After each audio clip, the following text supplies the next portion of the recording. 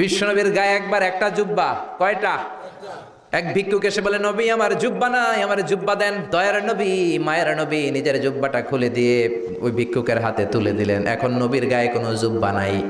বিশ্বনবী এখন ঘর থেকে বেরোতে পারে না। সাহাবারা এসে ঘরে নক করে, বিশ্বনবী বেরোতে পারে না। আল্লাহ আয়াত নাজিল করলেন, ওয়াল্লাযীনা ইযা আনফাকু লাম ইউসরিফু ওয়া লাম ইয়াকতুরু ওয়া কানা বাইনা যালিকা কওয়ামা। মুমিন বান্দাদের গুণাবলী, যখন দান করে কিপটামি করবে না, আবার অপচয়ও করবে না।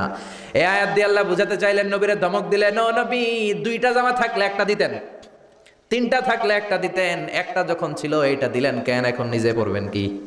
সুবহানাল্লাহ কইবেন না? ইসলাম তো ব্যালেন্সড রে ভাই, ইসলাম ভারসাম্যপূর্ণ। ইসলামের সব বিধানগুলো আপনার সাথে স্যুট করবে, ম্যাচ করবে, এটা জীবন ঘনিষ্ঠ। ইসলামে এমন কোনো বিধান দেয়া হয় নাই যেটা আপনার খারাপ লাগবে।